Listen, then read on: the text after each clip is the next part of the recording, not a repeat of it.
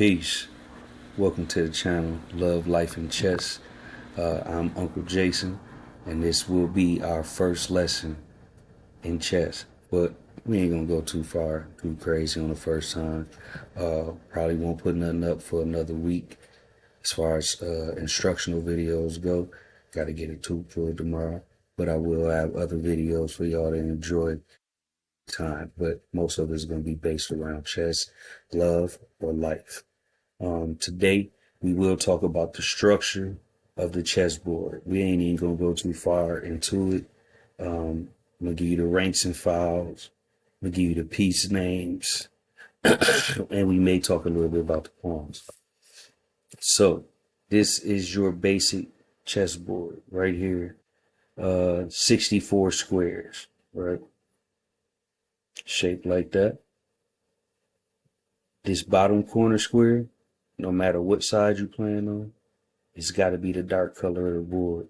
It's been I've seen a bunch of chessboards. I've made a couple chessboards that are not just like black and white or brown, dark brown or light brown. It could be red and blue. I've seen all kind of different ones. So understand that no matter what, this bottom left corner when you start has to be the dark color square, or you playing the game. Something's just not going to turn out right. But 64 squares, you have what are called ranks and files. So these are the ranks, the files. No, these are, and these are the files. So the files go A through H. The ranks go 1 through 8. No matter what. So if you see somebody like, I can probably play a full game against a bum to a decent player, just calling out the numbers and the letters, the ranks and the files. So if you're a beginner, don't worry about that too much. Most of that is for chess notation, or which is recording your games while you play, and tournament chess. And all these pieces will have a point score if you playing tournament chess, because if you lose certain pieces, you lose certain points. So if you come down to a draw or a stalemate is equal to a draw, if you come to that, it could go off of points and see who won in a certain setting. So A through H, 1 through 8. 64 squares. Now we get to the pieces. 32 pieces, right? Each side has 16 pieces. It's not that many pieces to chess. It's 1, 2, 3, 4, 5 different pieces. You got multiples of those 5. So you got 8 pawns. Each side has 8 pawns going across. First, 8 pawns. All right. 1, 2, 3, 4, 5, 6, 7, 8. Then, after the pawns, which is usually the front line, I say usually, which is always the front line of a chess set, you go to the rook, which is some people call a castle because it looks like a castle. You got 2 of those, 1 on each end. These are the ends of your board. Ends. Then you got knights. Some people call the horses, right? You got 2 of those right after the rook. Then you have what's called bishops. 2 bishops of the side of the knight.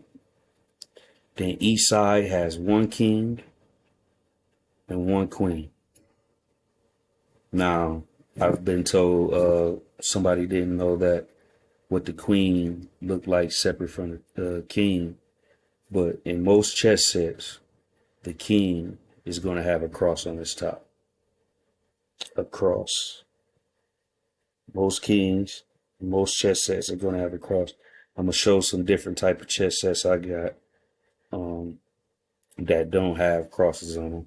Could be people if it's a character set. It could be the man. uh, whatever the dominant character is. But that's the whole point of the game: is you one side, white or black, to capture or prevent the other side's king from moving. So the queen usually has a crown, and it could be like a flat crown, uh, with a ring around the top and a dot in the middle, but it will not have a cross. The queen will not have a cross. I'm not going to say the queen is the most powerful, but the queen is the strongest, if you understand what I'm understanding. Uh, yeah, so that's your 16 pieces. 2, 8 pawns, 2 rooks, 2 knights, 2 bishops, 1 queen, and 1 king. So the beginning of the game, this is how your board should look. Don't forget that dark corner in your bottom left side, each side. So if I flip the board and I start off as black, that dark square is still down in your left hand corner, no matter what. Flip the board back. So the pawns, right? Now it's only one piece that can move before the pawns. Either side is going to be the knight. The knight is the only piece that can jump over the pawns and move first.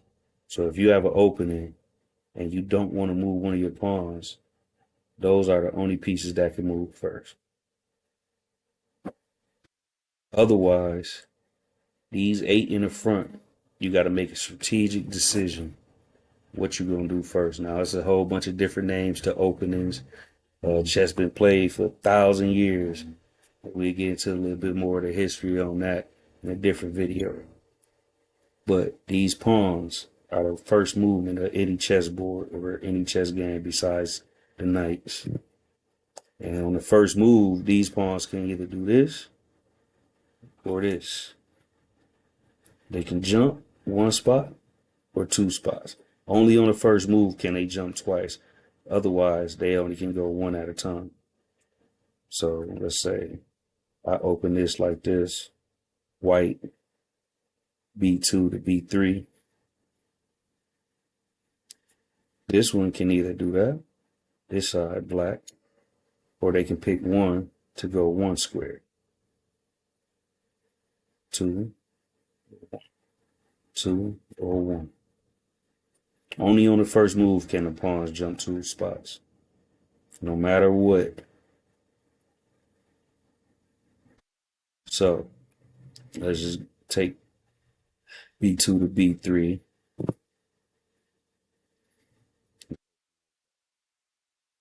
Don't want to do that. I'm just giving examples of pawn movement off the first move.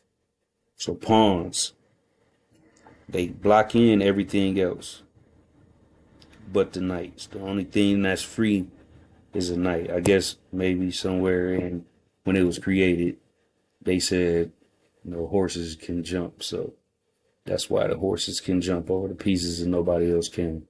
But pawn movements, 1 square or 2 squares, only on the first move. Don't forget that. First move. The point of the game is to make sure the other side's king cannot move, which is called checkmate. If you threaten the king, that's just called check. I'll tell you something else about the pawns, right? The pawns can change into any of these other pieces you got on your board. You can have an extra knight, so make you have 3 knights. It depends on how many pawns you grew up. Each one of these pawns, if they make it all the way to the other side without being taken out or captured, they can turn into any piece that you want them to turn into. It can be another queen, or except for the king, excuse me. Turn into any piece you want it to except for the king. The king is unique in these situations. The king is unique, right? So the pawn, if it makes it all the way to the other side, can turn into another rook, another knight, another bishop, another queen, but not a king. So knowing that the pawns can jump 1, or 2 spots on the first move. Let's do 2 attacking pawns so you can see how the pawns can actually fight. They cannot fight straight on. Like, these 2 pawns are just stuck with each other. They can't move. They're stuck there. So if white's next move is to jump there, now that's called a challenge because pawns fight diagonally. They fight diagonally. So now white has challenged black's pawn. Black has a choice right here. Black can leave it there and back it up with another pawn. Backup is basically just if white takes it, black can take it back with his other pawn. So you both have taken one of each other's pawns. Or this other option is to take white's pawn. This is the only way pawns can take other pieces or attack is diagonally. Not forward, diagonal. They only can move forward on their own. But if they're attacking, that pawn or the other piece has to be right next to it diagonally. All right. So let's just do that. This pawn is strong enough in chess terms to take this knight. You just take it off the board. Now, black has captured a knight. So these pawns are stuck. They cannot fight each other or any other piece going forward like this. They're only dangerous if they are fighting diagonally.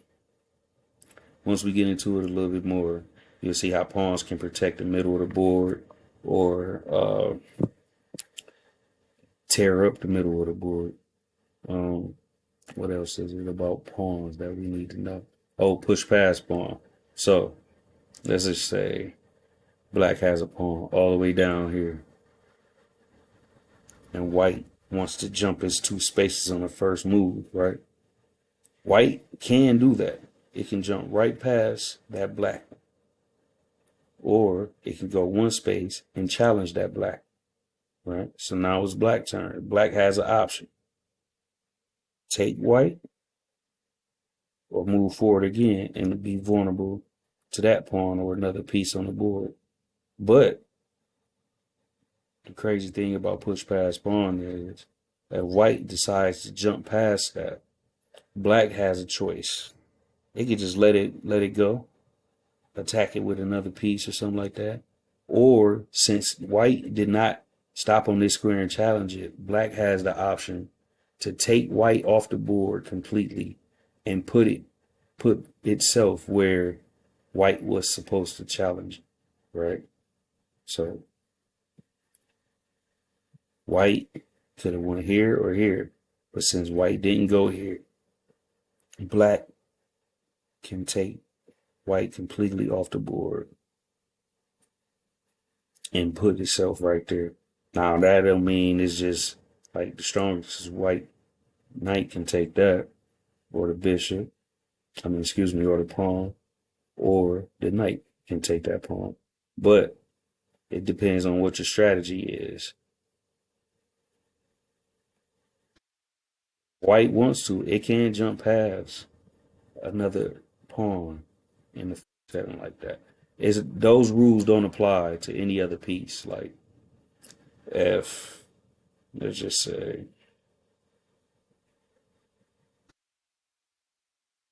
bishop right here, right? Because bishops move diagonally. They stay on the color that they started on and only move diagonally. So let's just say white has a pawn that jumps past bishop. Bishop doesn't have the option to then replace the white pawn with itself where it's supposed to be challenged. These rules only apply to the pawns and each other. Only apply to the pawns and each other. So that's the basic structure of the board. The ranks 1 through 8 and the files 8 through H. Don't forget the ranks, the files 8 through H. Like I said, if you're a beginner, none of that's gonna matter to you. The ranks and the files are for tournament using people that write down chess notation or want to play blindfolded, which is like a trick game type thing. I embarrass a bum like that. Um, so yeah, you can do it that way. But ranks files, 32 pieces, 64 spaces on the board. Uh, each side only has 16 pieces, so 16, 16, 32, of course. The goal of the game is to pin the king to where it cannot move, which is called checkmate. Beginning of the game, you want to have as much control over the center of the board as possible. So that's where the pawns come in, moving them, strategically moving them, placing them, and backing each other up. Uh, there's been a lot of talk about who's good at chess and Grand Rapids too. I might not be the best, but I'm the best you know. Don't forget that. That's lesson one. Pawns, structure of the board, names of the pieces. Coming right back at you. Like I said, don't forget, like, share, subscribe, comment. Got any questions? Man, if I'm going too slow, whatever, let me know. Like, this is all gonna get better. I'm using livechess.org for the board because it gives me freedom of movement. I probably would do some games and challenge some people. We can play live. We can meet up and record it and play. I use chess.com a lot. You can send me a request on there. Um, don't worry about the score. I'll be experimenting on there. Structure of the board, names of the pieces, pawn movement. Lesson one, love, life, and chess. Come back next time.